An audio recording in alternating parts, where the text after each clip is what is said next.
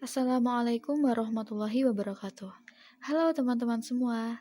Hari ini kami dari kelompok 8 mata kuliah Matematika Terapan untuk Ilmu Keislaman yang beranggotakan Ifatur Rofiqoh, Zulinda Nur Saidah, dan Diana Puspitasari akan mempresentasikan mengenai representasi matematika Al-Quran melalui teori graf.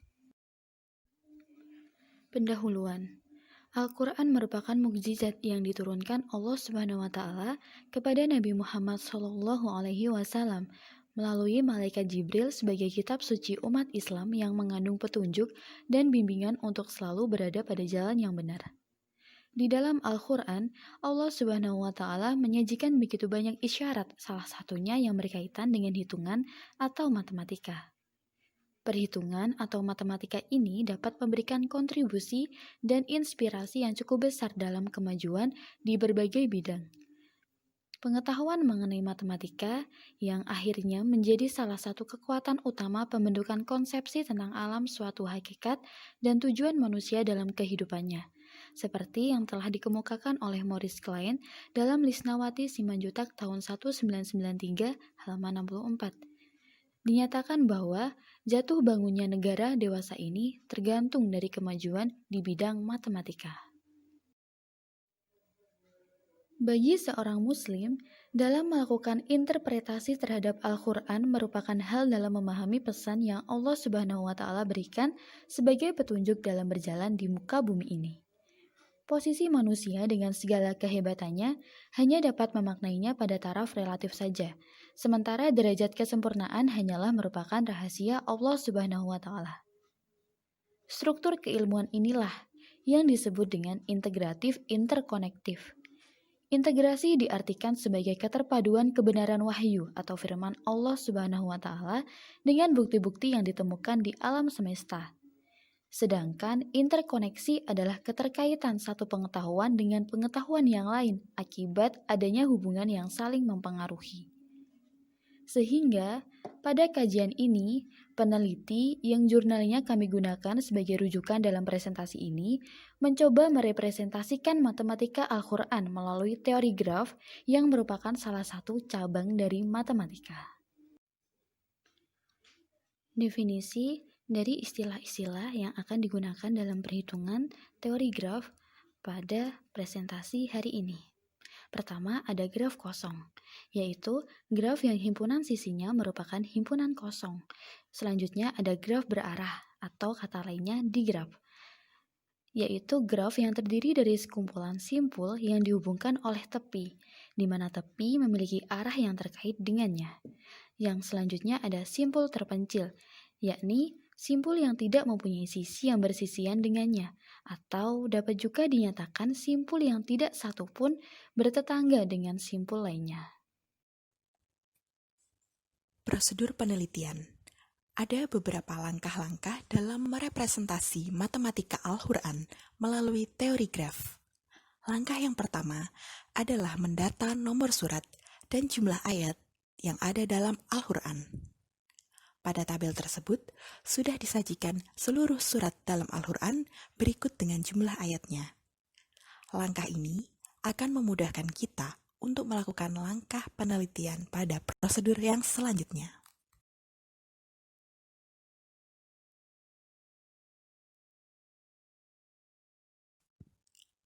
Langkah yang kedua adalah mendata surat dalam Al-Quran yang jumlah ayatnya merupakan bilangan prima.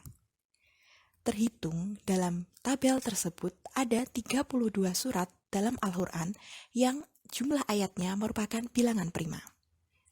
Yang pertama, nomor surat 1 dengan jumlah ayat 7 adalah surat Al-Fatihah. Kemudian, nomor surat 10 dengan jumlah ayat 109 merupakan surat Yunus, dan seterusnya. Langkah yang ketiga adalah menentukan matematika Al-Quran dalam representasi bilangan prima.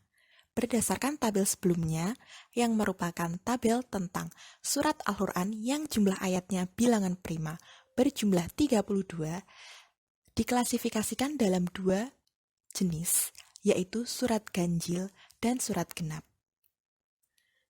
Dengan komposisi 17 surat ganjil atau disebut juga dengan surat homogen, dan 15 surat genap atau disebut juga dengan surat heterogen.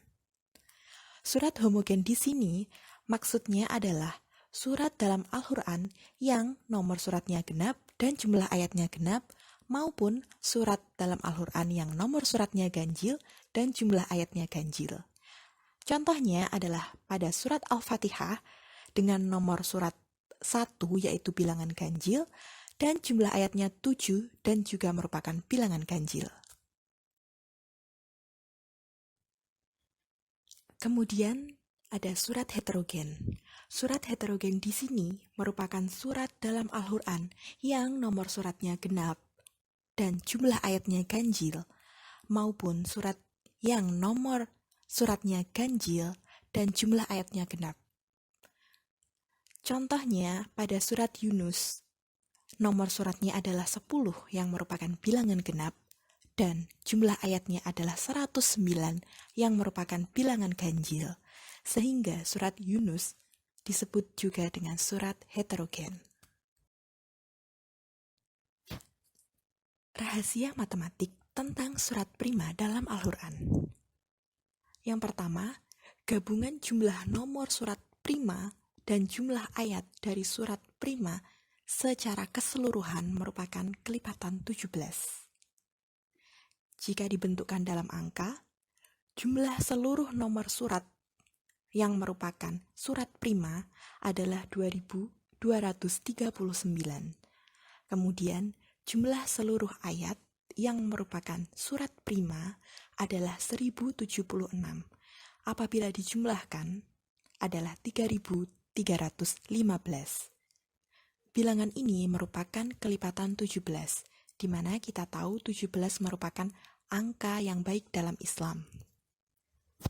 Angka 17 seringkali bertepatan dengan turunnya Al-Quran dan jumlah rakaat sholat selama sehari semalam. Sehingga kenapa harus kelipatan 17? Karena 17 merupakan angka yang cukup sakral bagi umat Islam. Langkah keempat adalah membuat graf dalam matematika Al-Quran. Akan dibuat digraf dari nomor surat prima dan banyak ayat dalam Al-Quran. Nomor surat dan banyak ayat dinyatakan dalam bentuk titik atau vertex, yaitu A dan B. Titik A menyatakan nomor surat dalam Al-Quran, sedangkan titik B menyatakan banyak ayat dalam Al-Quran. Titik A dan B dalam digraf ditulis dalam bentuk V, A, B yang merupakan himpunan pasangan berurutan, sehingga dalam seluruh surat prima akan terdapat 32 titik yang terbentuk dari nomor surat prima dan jumlah ayat surat prima dalam Al-Quran. Pada tabel tersebut disajikan titik dalam digraf surat prima.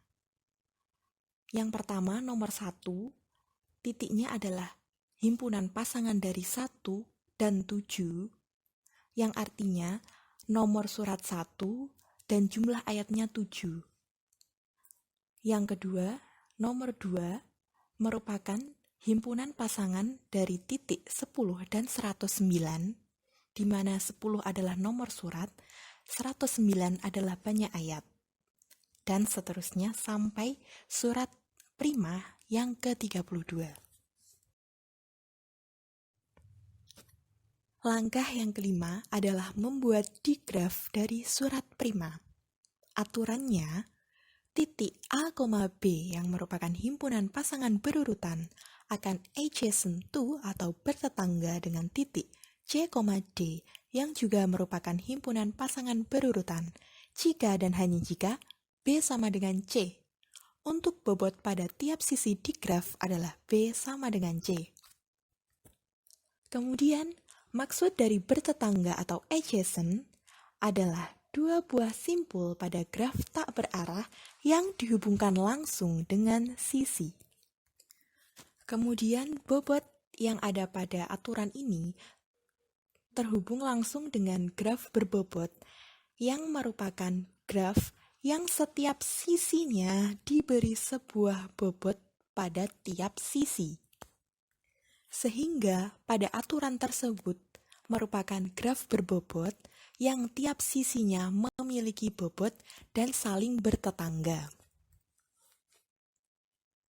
Kemudian, di graf yang terbentuk dari nomor surat prima dan banyak ayat, surat prima dalam Al-Quran membentuk digraf dengan 29 simpul terpencil sejumlah 29 graf kosong dan 3 simpul membentuk graf sederhana.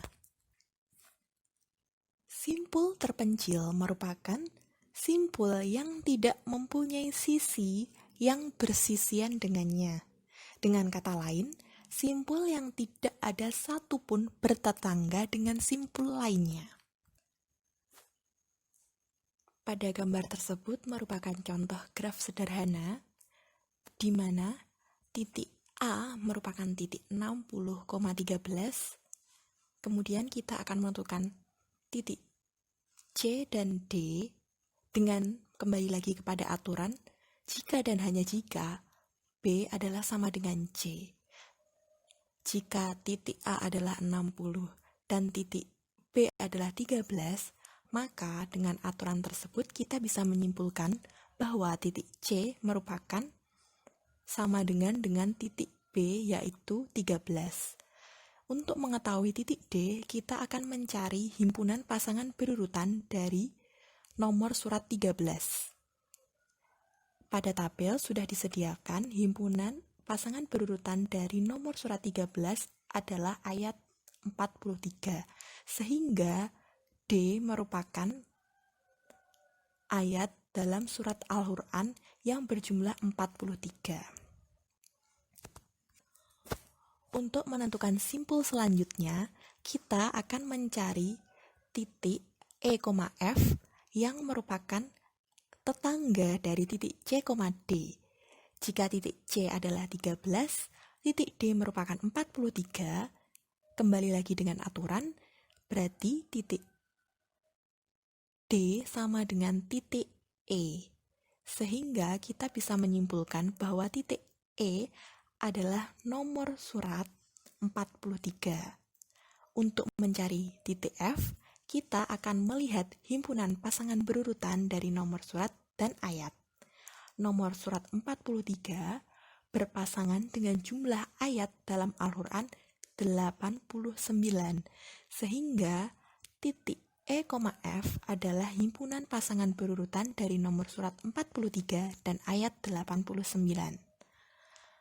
Graf tersebut disebut graf sederhana karena terdiri dari 3 buah titik, 2 buah sisi yang membentuk simpul, dan 1 simpul yang terdiri dari simpul yang isinya himpunan kosong.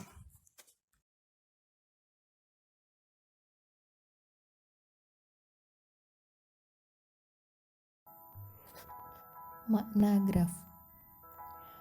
Simpul 60,13 menggambarkan surat Al-Mumtahanah.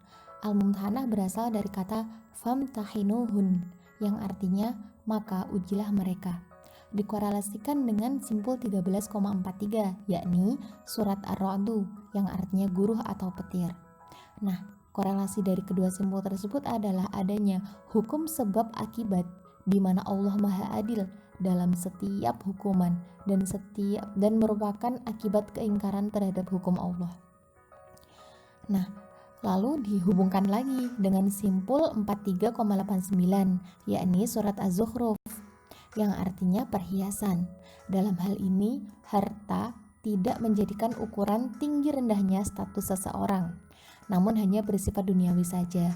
Adapun korelasinya adalah sama-sama untuk menjauhi dan tidak bergaul dengan orang-orang yang tidak beriman kepada Allah dan Rasul-Nya, dan untuk mencegah dari perbuatan yang mungkar. Dari sisi geometri, maka titik 60,13, 13,43, dan 43,89 jika digambar di diagram Kartesius, maka ketiganya terletak di kuadran 1. Mengapa? Karena ketiganya merupakan bilangan positif. Jadi X-nya juga positif, Y-nya juga positif. Nah, ketika digambar, maka segitiga yang terbentuk menyerupai segitiga siku-siku karena sudut yang terbentuk mendekati 90 derajat. Jika dilihat secara aljabar, titik 60,13, 13,43, dan 43,89 jika angkanya dijajarkan, maka akan membentuk angka 601.313.434.389 yang ternyata merupakan kelipatan dari 17 dan 19. Nah, kalau dibentuk sebagai angka 13-nya ditulis satu kali, 43-nya ditulis satu kali, kan jadinya 60.134.389. Itu ternyata kelipatan dari 7 dan 17. Nah, kalau 6.013 saja itu merupakan kelipatan 7, 1.343 merupakan kelipatan 17, dan 4.389 adalah kelipatan dari 7, 11, dan 19. Bila dipandang secara teori graf, di graf surah prima dalam Al-Quran memiliki derajat masuk 2 dan derajat keluar juga 2. Nah, hal ini sesuai dengan aturan graf berarah di mana G dengan simbol V, E selalu berlaku hubungan sigma derajat masuk untuk simbol V itu sama dengan sigma derajat keluarnya simbol V sama dengan E. Dengan E menyatakan jumlah sisi pada graf sederhana surah prima Al-Quran. Sehingga berdasarkan lema jabat tangan untuk graf berarah diperoleh derajat dari simbol V sama dengan derajat masuk untuk simbol V ditambah derajat keluar untuk simbol V sama dengan 4. Akibat dari lema jabat tangan ini terbukti bahwa graf berarah pada di graf surah prima Al-Quran menunjukkan banyaknya simpul yang berderajat ganjil itu selalu genap. Masya Allah sekali, representasi graf pada surah prima Al-Quran ini menunjukkan bukti bahwa Al-Quran itu tidak sembarang diturunkan. Al-Quran itu diturunkan dengan aturan tertentu yang ternyata setelah diteliti terkuak bahwa Al-Quran memiliki sifat matematis yang begitu luar biasa. Hal ini seharusnya membuat kita semakin mencintai Al-Quran dan mempercayai kemukjizatan Al-Quran, sehingga menambah keimanan kita terhadap Allah Subhanahu wa Ta'ala. Nah, tibalah kita di kesimpulan. Kesimpulan dari presentasi hari ini adalah representasi matematika Al-Quran melalui teori graf khususnya yang berkaitan dengan surah prima menghasilkan 32 surat prima yang ternyata 29-nya membentuk simpul terpencil dan 3 lainnya membentuk sebuah graf sederhana yang memiliki makna dari segi arti, dari segi geometri, dari segi aljabar, dan dari segi derajat graf tersebut.